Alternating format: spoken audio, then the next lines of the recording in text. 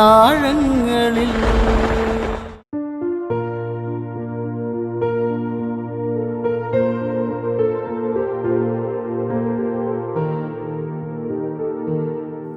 ജീവിത ഉപാധിക്കായി അതിസാഹസികമായ മത്സ്യബന്ധനം തൊഴിലായി സ്വീകരിച്ച മത്സ്യത്തൊഴിലാളികളുടെ ജീവിത അനുഭവങ്ങളിലൂടെയുള്ള യാത്ര.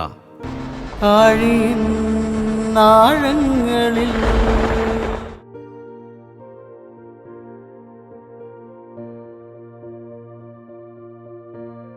ഇത് ജോസ് ജോർജ്, കൊല്ലം ജില്ലയിലെ ശക്തികുളങ്ങര സ്വദേശിയാണ്.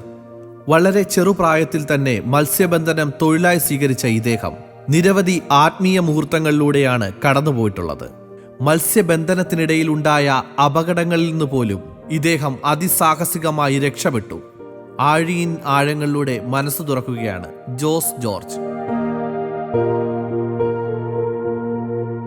എല്ലാവർക്കും നമസ്കാരം. എൻ്റെ പേര് ജോസ് ജോർജ്. ഞാൻ ശക്തികുളങ്ങര പുത്തൻതുരുത്തിലാണ് താമസിക്കുന്നത്. ഞാൻ ജനിച്ചതും വളർന്നതും എല്ലാം പുത്തൻതുരുത്തിലാണ്. ഞങ്ങളുടെ കുടുംബത്തിൽ അപ്പനും അമ്മയും 5 മക്കളാണ്. 3 പെണ്ണും 2 ആണുമാണ്. ഞങ്ങൾ ജീവിത സാഹചര്യം വളരെ ബുദ്ധിമുട്ടിൽ ഇവിടെ കടന്നു വന്നിട്ടുള്ളവരാണ്. ജീവിത സാഹചര്യത്തിൽ വളരെയേറെയും കഷ്ടപ്പാടും ബുദ്ധിമുട്ടും അനുഭവിച്ച് വളർന്നു വന്നവരാണ്. ബുദ്ധിമുട്ടുകളെന്ന് പറഞ്ഞാൽ അപ്പൻ മാത്രമാണ് ജോലിക്ക് പോയിക്കൊണ്ടിരുന്നത്. അമ്മ ജോലിക്ക് പോകത്തില്ല. എൻ്റെ നേരെ ഏറ്റവും മൂത്തത് 2 ചേച്ചിമാരാണ്. ഞാൻ 3ാമത്തെ ആളാണ്. അപ്പൻ കടലിൽ പോയിട്ട് വന്ന് കിട്ടുന്നത് കൊണ്ട് വന്നാണ് ഞങ്ങളുടെ കുടുംബം കഴിഞ്ഞ് പോയിക്കൊണ്ടിരുന്നത്. സ്കൂളിൽ ഞാൻ പഠിച്ചുകൊണ്ടിരിക്കുന്ന സമയത്ത് ശക്തികുളങ്ങര സെൻറ്റ് ജോസഫ് സ്കൂളിലാണ് ഞാൻ പഠിച്ചുകൊണ്ടിരുന്നത്. 9ാം ക്ലാസ്സിലായപ്പോഴേക്കും എൻ്റെ അവിടെ സ്കൂളിൽ മറിഞ്ഞു വീണ് കൈയൊടിഞ്ഞ് പിന്നീട് പഠിത്തം മുൻപോട്ട് കൊണ്ടുപോകാൻ സാധിച്ചില്ല. അപ്പോൾ ഞാൻ എൻ്റെ സുഹൃത്തുമായി ചേർന്ന് ഹാർബറിൽ വരികയുണ്ടായി. ഹാർബറൊക്കെ ഒന്ന് കാണാമെന്ന് വിചാരിച്ച് ആ സമയത്ത് ഹാർബറിലേക്ക് വന്നു. എൻ്റെ സുഹൃത്തിൻ്റെ പേര് മണിമോൻ എന്നാണ്. ഞങ്ങളെല്ലാവരും വന്ന് തുരുത്തിൽ ഒരുമിച്ച് താമസിച്ചുകൊണ്ട് ഇരുന്നവരാണ്. ആ മണിമോൻ അയാളിപ്പോൾ ഗൾഫിലുമാണ്. അപ്പോൾ ആ സമയത്ത് ഞാൻ ഹാർബർ കാണാൻ വന്ന സമയത്ത് അപ്പൻ ഫിഷിംഗ് ബോട്ടിൽ പണിക്ക് പോയിട്ട് അവിടെ വന്ന് അടുത്ത സമയമായിരുന്നു. ആ സമയത്ത് അപ്പൻ എൻ്റെ അടുത്ത് പറഞ്ഞ് ബോട്ടിൽ കയറി വെറുതെ എന്താടാ വന്നെന്ന് ചോദിച്ചു. അപ്പോൾ ഞാൻ പറഞ്ഞു വെറുതെ വന്നേ അപ്പം എന്ന് പറഞ്ഞു. ഞാൻ പറഞ്ഞു ബോട്ടിൽ കയറാൻ പറഞ്ഞു. ബോട്ടിൽ കയറി ആദ്യമായിട്ട് ബോട്ടിൽ കയറി അങ്ങനെ പുള്ളി പറഞ്ഞ് നമുക്ക് വീട്ടിലോട്ട് പോകാം എന്നാണ് എന്നോട് ആദ്യം പറഞ്ഞത്. അപ്പോൾ എൻ്റെ കൂട്ടുകാരനോട് പറഞ്ഞ് കയറണ്ട, നീ കരവഴി വന്നാൽ മതി എന്ന് അവനോട് പറഞ്ഞു. അങ്ങനെ ഞാൻ ബോട്ടിൽ കയറി, അയാൾ കരവഴി വന്ന് ബോട്ടിൽ കയറിയാൽ ബോട്ട് കടലിലേക്ക് പോയ സമയത്ത് ഞാൻ പ്രതീക്ഷിക്കാതെ പോവുകയാണ് കടലിലേക്ക് പോയി അങ്ങോട്ട് പോകുമ്പോൾ തന്നെ നല്ല മാരി ഉണ്ടായിരുന്നു. അവിടെ ചെന്ന് ഒരു വല വലിച്ച് 2 വല വലിച്ചു, വീണ്ടും വലിച്ചിട്ട് വൈകുന്നേരം തിരിച്ച് ഓടി കയറുകയാണ്. ഉച്ചയ്ക്കാണ് ഞാൻ പോകുന്നത്. വൈകുന്നേരം തിരിച്ച് ഓടി കയറുന്ന സമയത്തും വെള്ളം ഇറക്കമായതുകൊണ്ട് നല്ല മാരിയുള്ള സമയമായിരുന്നു. ഞാൻ നല്ല രീതിയിൽ ഭയന്നു പോയി. അങ്ങനെ ആദ്യമായിട്ട് കടലിൽ പോകുന്നത് അങ്ങനെയാണ്. അപ്പൻ്റെ കൂടെയാണ് കടലിൽ പോകുന്നത്.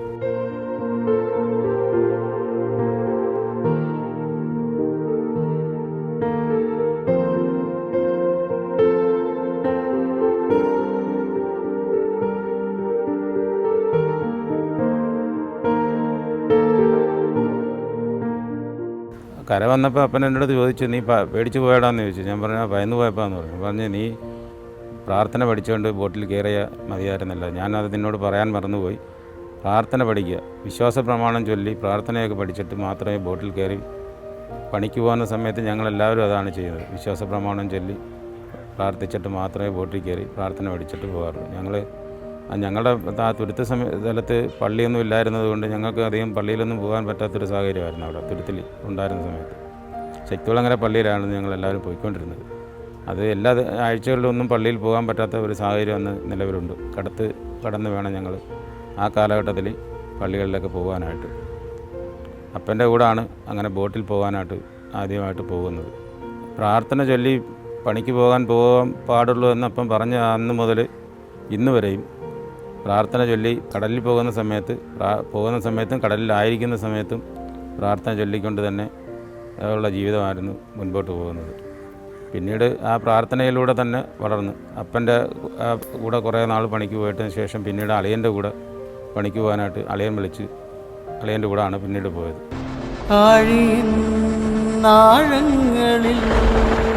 കടലിൽ പോകുന്ന സമയത്ത് കടൽ ചുരുക്കുണ്ടായി ഛർദിൽ ഉണ്ടായിരുന്നു. ഞാൻ ഛർദ്ദിക്കുമായിരുന്നു. അപ്പം അത് അളിയനാണ് എന്നെ മോട്ടിവേറ്റ് ചെയ്ത് എന്നെ കുറച്ചുകൂടെ എനിക്ക് ആത്മവിശ്വാസം പകർന്നു തന്ന് എന്നെ വീണ്ടും ബോട്ടിലേക്ക് കൊണ്ടുപോകാനും പ്രാർത്ഥനയുടെ രീതിയിൽ തന്നെ മാതാവ് മാറ്റിത്തരും, നിൻ്റെ എല്ലാ പ്രശ്നങ്ങളും, നിൻ്റെ എല്ലാ ഛർദിലും എല്ലാം മാറ്റിത്തരും, നീ ധൈര്യമായിട്ട് എൻ്റെ കൂടെ വാ എന്ന് പറഞ്ഞ അളിയനാണ് എന്നെ പിന്നീട് വിളിച്ചുകൊണ്ട് പോകുന്നത്. അപ്പൻ്റെ കൂടെ പോയി ഛർദിലായതുകൊണ്ട് ഇറങ്ങി നിന്ന് ഒരു 1-2 ആഴ്ച പോയിട്ട് തിരിച്ചവിടെ തന്നെ ഇറങ്ങി നിന്ന് പോകാൻ പറ്റാതെ പിന്നെ എന്നെ വീണ്ടും പ്രചോദനം നൽകി അളിയൻ എന്നെ കൊണ്ടുപോകുന്നത്.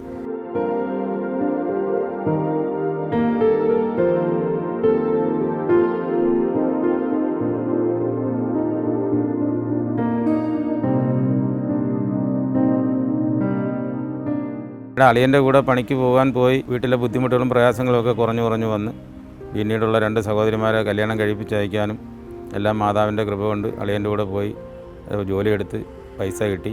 ആ 2 സഹോദരിമാരെയും ഒരാൾ ആലപ്പുഴയിലും ഒരാളെ മുക്കാടും വിവാഹം കഴിച്ചയപ്പിക്കാൻ കഴിഞ്ഞു. അളിയൻ്റെ കൂടെ പോയതിന് ശേഷമാണ് ബോട്ടിൽ പോകുന്നതിൻ്റെ പണിയെക്കുറിച്ച് കൂടുതലായിട്ട് പഠിക്കുവാനും അത് ആഴത്തിൽ അതിനെക്കുറിച്ച് മനസ്സിലാക്കുവാനും നമ്മുടെ കുടുംബത്തിലേക്ക് അളിയൻ കടന്നു വന്നപ്പോൾ അളിയനാണ് നമുക്ക് ഏറ്റവും കൂടുതൽ പ്രചോദനം നൽകുകയും ബോട്ടിലെ പണി എന്താണെന്ന് പഠിപ്പിക്കുകയും നമ്മളെ ഏറ്റവും കൂടുതൽ വിശ്വാസത്തിലേക്ക് ഈ ഒരു ആത്മവിശ്വാസം നൽകി കൊണ്ടുപോവുകയൊക്കെ ചെയ്ത അളിയനാണ്. അളിയൻ്റെ കൂടെയുള്ള എക്സ്പീരിയൻസ് എന്ന് പറഞ്ഞാൽ നമ്മൾ ദൈവതുല്യനായിട്ട് കാണേണ്ട ഒരു, എൻ്റെ ജീവിതത്തിൽ എനിക്ക് ഏറ്റവും ദൈവത്തെ പോലെ കാണേണ്ട ഒരു മനുഷ്യനാണ് എൻ്റെ അളിയൻ. അപ്പോൾ അളിയനാണ് എന്നെ ഈ നിലയിലേക്ക് വരെ എത്തിക്കാൻ കാരണക്കാരനായത്. കടലിൽ വലയിടുന്നതിന് മുൻപായിട്ട് എത്രയും ദയവുള്ള മാതാവിൻ്റെ ജപം ചൊല്ലി പ്രാർത്ഥിച്ച് ഇതിന് ശേഷം മാത്രമേ വലയിടാറുള്ളൂ. നമ്മൾ പണിക്ക് പോയി ഒരു ദിവസം 5 വല വലിക്കുമ്പോൾ ഏതെങ്കിലും ഒരു വലയ്ക്ക് അരി മേടിക്കാനുള്ള സമ്പത്ത് മാതാവ് കടലിൽ നിന്ന് നമുക്ക് തരും. ആ ഒരു വിശ്വാസമാണ് ഇന്നുവരെ നമ്മളെ നയിച്ചുകൊണ്ടിരിക്കുന്നതും ഇനി നയിക്കുന്നതും. മാതാവിൻ്റെ ആ ഒരു വിശ്വാസത്തിൽ അടിസ്ഥാനത്തിലാണ് ഞങ്ങൾ ജോലിക്ക് പോകുന്നതും ഞങ്ങൾക്ക് മീൻ കിട്ടുന്നതും. മിക്കവാറും ഈ ഞങ്ങളുടെ മേഖലയിൽ നിന്ന് പണിക്ക് പോകുന്നവരെല്ലാവരും മാതാവിൻ്റെ ഒരു മധ്യസ്ഥം തേടി തന്നെയാണ് കടലിൽ പോകുന്നത്.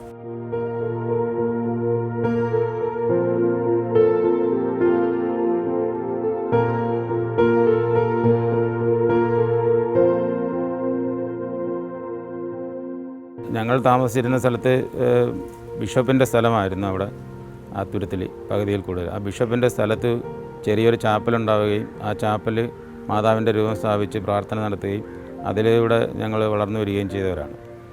അപ്പോൾ ഞങ്ങളുടെ ആ പ്രദേശത്ത് അതിപ്പോൾ ഒരു ദേവാലയമായി വരികയും ഒരുപാട് ആളുകളുടെ പ്രയത്നം കൊണ്ട് ആ ദേവാലയമായി വരികയും മാതാവിൻ്റെ നാമധേയത്തിലുള്ള Our Lady of Assumption church, സ്വർഗാരോപിത മാതാവിൻ്റെ നാമധേയത്തിലുള്ള ഒരു ദേവാലയമായി വരികയും ചെയ്തു. ഈ ഞങ്ങളുടെ ആ പ്രദേശത്ത് കൂടെ പോകുന്ന സകല ബോട്ടുകളും വള്ളങ്ങളും എല്ലാ മത്സ്യത്തൊഴിലാളികളും അവിടെ അടുപ്പിക്കുകയും അവിടെ വന്ന് പ്രാർത്ഥിക്കുകയും ചെയ്തിട്ടാണ് പോകുന്നവർക്കെല്ലാം മാതാവിൻ്റെ അനുഗ്രഹം പ്രത്യേകമായി ഉണ്ടാകാറുമുണ്ട്. അവരെല്ലാം അനുഭവസാക്ഷ്യം പോലെ പറയാറുമുണ്ട്. എൻ്റെ ജീവിതത്തിൽ ഉണ്ടായ ഒരു അനുഭവം എന്ന് പറഞ്ഞാൽ അന്ന തെരേസ എന്ന് പറഞ്ഞ എൻ്റെ ബോട്ടുമായിട്ട് ഞാൻ കടലിൽ ഫിഷ് ചെയ്തിട്ട് 6 മണിയായപ്പോൾ തിരിച്ച് കരയിലേക്ക് അഴീക്കൽ ഭാഗത്തേക്ക് അഴീക്കൽ ഹാർബറിലേക്ക് കയറാൻ വരുന്ന സമയത്ത് വലിയൊരു ചുഴലി വന്ന് എൻ്റെ ബോട്ടിനെ മൊത്തം മൂടി ഫുള്ള് ഇരുട്ടായിപ്പോയി. എന്ത് ചെയ്യണമെന്നറിയാമേ ബോട്ട് നിന്ന് അവിടെ നിന്ന് കറങ്ങുക. മാതാവിൻ്റെ ഒരു സംരക്ഷണമാണ് എന്നെ അതിൽ നിന്ന് രക്ഷപ്പെടുത്തി ആ അഴിക്കകത്ത് കയറാനായിട്ട് ഒരു അരമണിക്കൂറോളം ഞാൻ ആ ചുഴലിപ്പെട്ട് നിന്ന് കറങ്ങി. എൻ്റെ മാതാവേ എന്നുള്ളത് എൻ്റെ നിലവിളിയാണ് മാതാവ് കേൾക്കുകയും മാതാവിനെ സംരക്ഷിച്ച് കരയിലേക്ക് എത്തിക്കുകയും ചെയ്തു എന്നുള്ളതാണ് അവിടെ ഉണ്ടായ ഒരു അത്ഭുതം എന്ന് പറയുന്നത്. അങ്ങനെ ഞാൻ അഴീക്കൽ ഹാർബറിൽ പോയിട്ട് അടുത്തത് എൻ്റെ മാതാവെ എന്നെ രക്ഷിക്കണേ എന്ന് പറഞ്ഞ് ഞാൻ വിളിച്ച സമയത്ത് മാതാവിൻ്റെ ഒരു പ്രകാശമാണ് എന്നെ, ബോട്ട് മൊത്തം ഇരുട്ടായിപ്പോയ സമയത്ത് ഒരു ചെറിയ പ്രകാശം മാത്രമാണ് എനിക്കുണ്ടായത്. ആ ഒരു പ്രകാശത്തിൽ അഴിയിലേക്ക് കയറാൻ പറ്റാത്ത ഒരവസ്ഥയായിപ്പോയി, അഴി കാണാൻ പറ്റാത്തൊരവസ്ഥയായിപ്പോയി. ആ അഴിയിലേക്ക് കയറാൻ വേണ്ടി ഒരു വെളിച്ചമാണ് എനിക്ക് മാതാവ് നൽകിയത്. ആ വെളിച്ചത്തിലൂടെ ആണ് ഞാൻ അകത്ത് കയറുന്നതും ഹാർബറിൽ ചെന്ന് പിടിക്കുന്നതും. മാതാവിൻ്റെ ഏറ്റവും വലിയൊരു അനുഗ്രഹമാണ്, ആ ഒരു സംരക്ഷണമാണ് എനിക്ക് ആ സമയത്തുണ്ടായത്.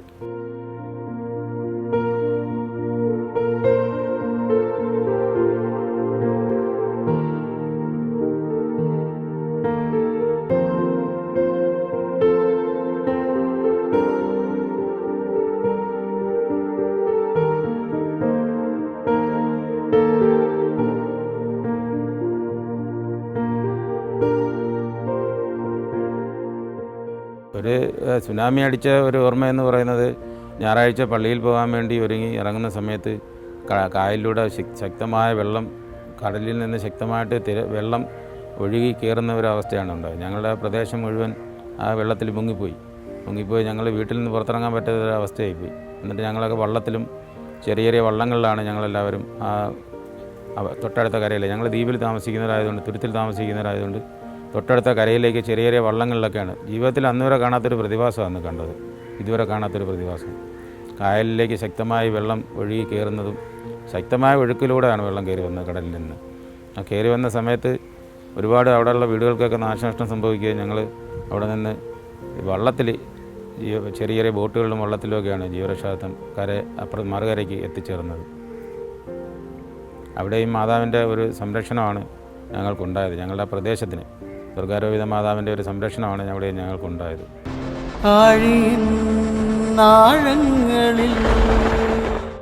ഓക്കി അടിക്കുന്നതിന് ഒരു 3-4 ദിവസത്തിന് മുമ്പ് ബോട്ട് കെട്ടിയിട്ടിട്ട് ഞങ്ങൾ ബസ് കയറി തിരുവനന്തപുരത്ത് നെടുമങ്ങാട് ഒരു ധ്യാന കേന്ദ്രത്തിലേക്ക് ഞാനും എൻ്റെ വൈഫുമായിട്ട് ധ്യാനം കൂടാൻ പോയിരുന്നു. ധ്യാനം കഴിഞ്ഞ് പുറത്തിറങ്ങുന്ന സമയത്താണ് ഓക്കി അടിച്ച വിവരം അറിയുന്നത്. അപ്പോഴും മാതാവിൻ്റെ സംരക്ഷണമാണ് നമ്മളെ അവിടെ കാത്ത് സംരക്ഷിച്ചത്.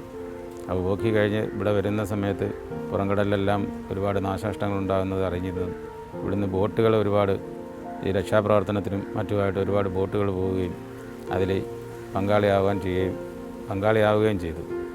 ആ സമയത്ത് മാതാവിൻ്റെ ഒരു അനുഗ്രഹം കൊണ്ടാണ് ധ്യാനകേന്ദ്രത്തിൽ എത്തപ്പെടാനും ഓക്കി ദുരന്തം അഭിമുഖീകരിക്കാൻ പറ്റാതെ മാതാവ് എന്നെ എൻ്റെ കുടുംബത്തെ സംരക്ഷിച്ചു എന്നാണ് ഞാൻ വിശ്വസിക്കുന്നത്.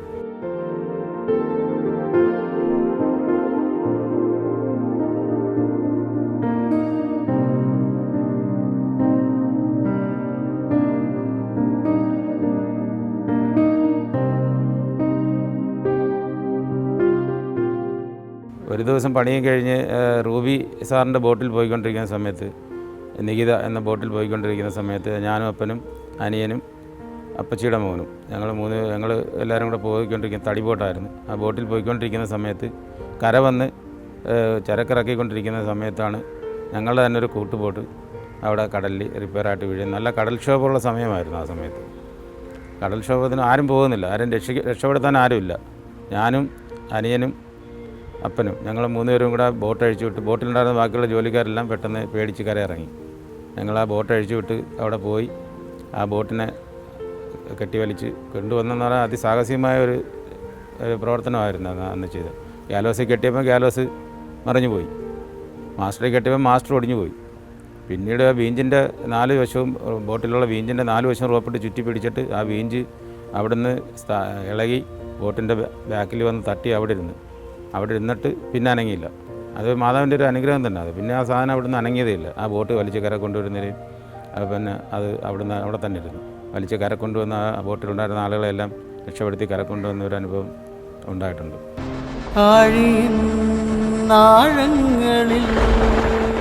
കടലിൽ പണിക്ക് പോകുന്ന സമയത്ത് സാഹസികമായിട്ട് തന്നെയാണ് എല്ലാ മത്സ്യത്തൊഴിലാളികളും കടലിൽ പോകുന്നത്. ആ സാഹസികം നിറഞ്ഞ കടലിലേക്ക് പോകുന്നത് പ്രാർത്ഥിച്ച് ഒരുങ്ങി വിശ്വാസത്തിൽ അധിഷ്ഠിതമായിട്ട് തന്നെയാണ് മത്സ്യത്തൊഴിലാളികളെല്ലാം പോകുന്നത്. ദൈവത്തിനെ വിളിച്ച് പ്രാർത്ഥിച്ച് കടലിൽ പോയി നമുക്ക് ചില ദിവസങ്ങളിൽ പണി കിട്ടും, ചില ദിവസങ്ങളിൽ പണി കിട്ടത്തില്ല. കിട്ടാതെ വന്നാലും നമുക്ക് ആത്മവിശ്വാസവും ആത്മധൈര്യവും ദൈവത്തിലുള്ള വിശ്വാസമാണ്. ഇന്ന് കിട്ടിയില്ലെങ്കിൽ നാളെ കിട്ടും എന്ന് മാതാവിൻ്റെ ഒരു അനുഗ്രഹത്താലാണ്, ആ ഒരു വിശ്വാസത്താലും കൂടാണ് നമ്മൾ പോകുന്നത്. അതുപോലെ തന്നെ കിട്ടിയിരിക്കും. ആദ്യത്തെ ദിവസം ഒന്നും കിട്ടിയില്ലെങ്കിൽ രണ്ടാമത്തെ ദിവസം മാതാവ് നമുക്ക് അരിവടിക്കാനുള്ള മുതൽ തരും, കടലിൽ നിന്ന് തരാറുണ്ട്. പക്ഷേ ചില ആഴ്ചകളിൽ നമ്മൾ കഷ്ടിച്ച് ചിലവ് മാത്രം ഉള്ള കാര്യങ്ങളെ നടക്കാറുള്ളൂ കര വന്നാൽ.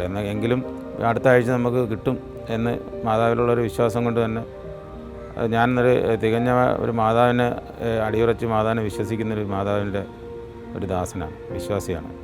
മാതാവ് നമുക്ക് തരും എന്നുള്ള വിശ്വാസം കൊണ്ട് ഇന്നുവരെയും അങ്ങനെ തന്നെ സംഭവിച്ചിട്ടുള്ളൂ. മാതാവ് തരും എന്ന് വിചാരിക്കുന്ന സമയത്ത്, പ്രതീക്ഷിക്കാത്ത സമയത്ത് മാതാവിൻ്റെ അനുഗ്രഹം ഉണ്ടായി നമുക്ക് കിട്ടാറുണ്ട്, നമ്മൾ പ്രതീക്ഷിക്കാത്ത സമയത്ത് പോലും.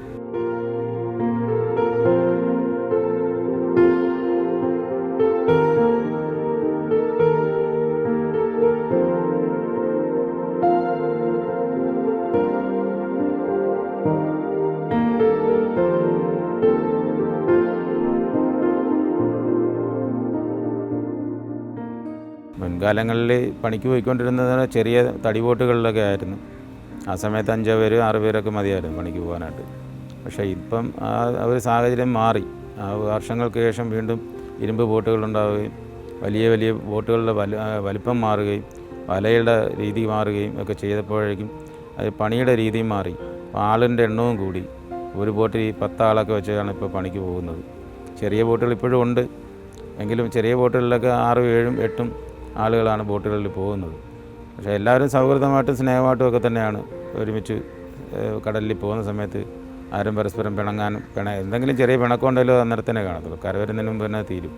ആ ഒരു പിണക്കമൊന്നും ഇല്ലാതെ സൗഹാർദ്ദത്തോടും സ്നേഹത്തോടും ഒക്കെയാണ് പോകുന്നത്. ഇപ്പോഴത്തെ ഫിഷിംഗ് എന്ന് പറയുമ്പോൾ GPS വയർലെസ്സും സീഫോണും എല്ലാം ഉപയോഗിച്ചുള്ള പണിക്ക് പോകാം. എല്ലാവരുമായിട്ട് അപ്പോൾ പരസ്പരം കമ്മ്യൂണിക്കേറ്റ് ചെയ്യാനായിട്ട് സീഫോണുണ്ട്, വയർലെസ് ഉണ്ട്, എക്കോ സൗണ്ടർ, GPS ഇതെല്ലാം ഉപയോഗിച്ചിട്ടാണ് ഇന്നത്തെ ഒരു ഫിഷിംഗ് രീതി.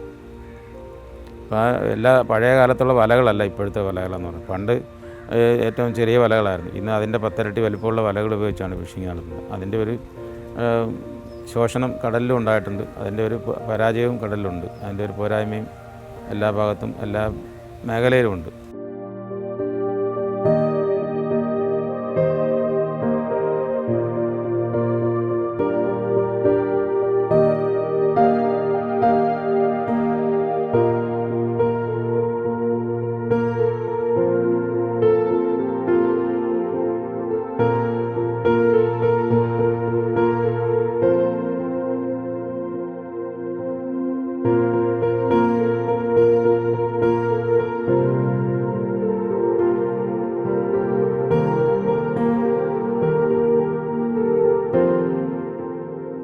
ഇപ്പം മിക്കവാറും എല്ലാ വലിയ ബോട്ടുകളിലും ചെറിയ ബോട്ടുകളിലും എല്ലാം അന്യസംസ്ഥാന തൊഴിലാളികളാണ് ഏറ്റവും കൂടുതലായിട്ട് പോകുന്നത്. നാട്ടിലുള്ളവർ വളരെ കുറവാണ്. എങ്കിൽ പോലും ബോട്ട് കൊണ്ടുപോകുന്ന സ്രാങ്ക് എന്ന് പറയുന്നത് നാട്ടിലുള്ള ഒരാൾ തന്നെ ആയിരിക്കും. ആ സ്രാങ്ക് എന്ന് പറയുന്ന കക്ഷി എത്ര പിന്നെ പുറത്തുനിന്നുള്ള എത്ര ആളുകളുണ്ടെങ്കിലും വന്ന് ഏതെങ്കിലും ദേവാലയത്തിൻ്റെ അടുത്തുകൂടാണ് പോകുന്നതെങ്കിൽ അവിടെ ആ ബോട്ട് അടുപ്പിച്ച് തിരികെത്തിച്ച് പ്രാർത്ഥിച്ച് പോകാറുള്ളൂ. അതിപ്പോഴും പണ്ടും ഇപ്പോഴും അങ്ങനെ തന്നെയാണ് നടന്നുകൊണ്ടിരിക്കുന്നത്. അന്യസംസ്ഥാന തൊഴിലാളികൾക്കൊന്നും ഇവിടെ വന്നാൽ പ്രാർത്ഥന കാര്യങ്ങളൊന്നും ഉള്ളവരല്ല. അവർ അവരുടേതായ രീതിയിൽ പോകുമെങ്കിലും ബോട്ട് കൊണ്ടുപോകുന്ന സ്രാങ്ക് ആ ഒരു കടമ കൃത്യമായിട്ടും നിർവഹിച്ചുകൊണ്ട് തന്നെയാണ് പോകുന്നത്. ബോട്ടിൽ പണിക്ക് പോകുന്ന സ്രാങ്ക് എന്ന് പറയുമ്പം ഇത്രയും ആളുകളെ ഉൾക്കൊണ്ട് പണിക്ക് പോകുന്നതിന് ആത്മസംയമനമുള്ളവർ തന്നെയാണ് ബോട്ട് സ്രാങ്കായിട്ട് പോകുന്നവർ. അവർ ആ ഒരു വിശ്വാസവും പ്രാർത്ഥനയും ഉള്ളതുകൊണ്ടാണ് അവർക്ക് ആത്മസംയമനത്തോടു കൂടി ഈ ബോട്ട് നയിച്ചു കൊണ്ടുപോകാൻ കഴിയുന്നത്. തമിഴ്നാട്ടിൽ നിന്നുള്ള സഹോദരങ്ങളുണ്ട്, മറ്റുള്ള പല സ്ഥലങ്ങളിൽ നിന്ന് വരുന്നവരുണ്ട്. ഈ ശക്തികുളങ്ങര, നീണ്ടകര, മുക്കാട് ഭാഗങ്ങളിലുള്ള സ്രാങ്കുമാരുണ്ട്. ഇവരെ ആര് വന്നാലും പോയാലും വിശ്വാസത്തിലും പ്രാർത്ഥനയിലൂടെ തന്നെയാണ് മുമ്പോട്ട് പോകുന്നത്. അതുകൊണ്ട് തന്നെയാണ് ഇത്രയും ആളുകൾ ആത്മസംയമനത്തോടുകൂടി ഏകോപിപ്പിച്ച് കടലിൽ പോയി പണിയെടുത്ത് തിരിച്ച് കര വരുന്നവരെ യാതൊരു പ്രശ്നങ്ങളോ ബുദ്ധിമുട്ടുകളോ ഇല്ലാതെ കൊണ്ടുവരാൻ സ്രാങ്കിനെ കൊണ്ടേ കഴിയും.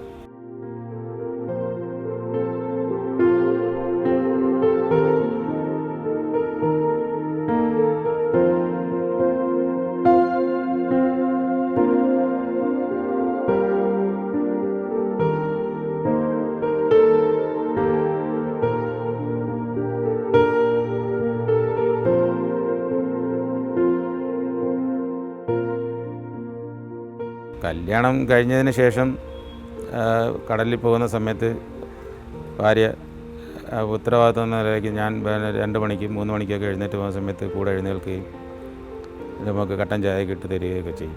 ഞങ്ങൾ ഒരുമിച്ച് നിന്ന് പ്രാർത്ഥിച്ചിട്ട് വീട്ടിൽ നിന്നിറങ്ങി പണിക്ക് പോകാനായിട്ട് പോകാറുള്ളൂ. ഒരുപാട് മാറ്റങ്ങൾ അതിലൂടെയും ജീവിതത്തിൽ ഒരുപാട് മാറ്റങ്ങൾ അങ്ങനെയും ഉണ്ടായിട്ടുണ്ട്. വൈഫിൻ്റെ ഒരു പ്രധാന പങ്ക് വഹിച്ചിട്ടുള്ളതാണ്. ജീവിതത്തിൽ പ്രധാനമായൊരു പങ്ക് വഹിച്ചിട്ടുള്ളതാണ് ഭാര്യ. പുള്ളിക്കാരി പ്രാർത്ഥനയുള്ള ആളാണ്. ദേവാലയത്തിന് തൊട്ടടുത്ത് ദേവാലയം ഉള്ളതുകൊണ്ട് ദേവാലയത്തിൽ പ്രാർത്ഥിക്കുകയും നമ്മൾ കടലിലായിരിക്കുന്ന സമയത്തൊക്കെ വിളിക്കും. ഫോണിൽ റേഞ്ചുള്ള കിട്ടുകയാണെങ്കിൽ വിളിച്ച് സംസാരിക്കുകയും പണിയുടെ വിവരങ്ങളൊക്കെ ചോദിക്കുകയും പണി മോശമാണെന്നുണ്ടെങ്കിൽ പള്ളിയിൽ പോയി പ്രാർത്ഥിക്കുകയൊക്കെ ചെയ്യാറുണ്ട്. മക്കളും അതുപോലെ തന്നെ ദേവാലയവുമായി ബന്ധപ്പെട്ട് തന്നെ എല്ലാ കാര്യങ്ങൾക്കും. എൻ്റെ 2 പെൺകുട്ടികളാണ് എനിക്കുള്ളത്. അവർ 2 പേരും ദേവാലയവുമായി ബന്ധപ്പെട്ട് എല്ലാ കാര്യങ്ങളിലും പള്ളിയിലെ കൊയറിലൊക്കെ പാടുന്ന കുട്ടികളാണ്. വൈഫും പള്ളിയിലെ കൊയറിൽ പാടുന്ന ആളാണ്.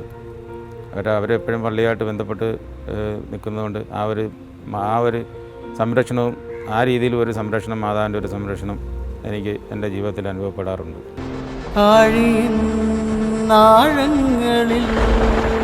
എനിക്ക് ചെറിയ ബോട്ടാണുള്ളത്. ചെറിയ ബോട്ടുകൾ ഒരു ദിവസം കടലിൽ പോകണമെന്നുണ്ടെങ്കിൽ ഏറ്റവും കുറഞ്ഞ 25,000 മുതൽ 30,000 രൂപ വരെ ചിലവാകും. ഇപ്പോഴത്തെ ഒരു കാലാവസ്ഥയിൽ പണി കുറവായതുകൊണ്ട് ഒരുപാട് ബോട്ടുകൾ പോകാതെ കിടക്കുന്നുണ്ട്. ഇത്രയും പൈസ മുടക്കി പോയിട്ട് കടവായിട്ട് ഒരുപാട് ബോട്ടുകൾ കിടക്കുന്നുണ്ട്. അപ്പോൾ ആ ബോട്ടുകൾ ഒക്കെ നമ്മുടെ മേഖലയിലുള്ള വൈദികരും സന്യസ്തരും എല്ലാം അവർക്ക് വേണ്ടിയൊക്കെ നല്ല രീതിയിൽ പ്രാർത്ഥിക്കുന്നുണ്ട്. നമ്മുടെ മേഖലയിലുള്ള എല്ലാ പ്രതിസന്ധികളും പ്രശ്നങ്ങളും മാറാൻ വേണ്ടി ഞങ്ങൾ അച്ഛന്മാരോട്ട് ഇടവകളിലുള്ള അച്ഛന്മാരോട്ട് സംസാരിക്കാറുണ്ട്. അച്ഛന്മാർ ഞങ്ങൾക്ക് വേണ്ടിയൊക്കെ പ്രാർത്ഥിക്കാറുണ്ട്.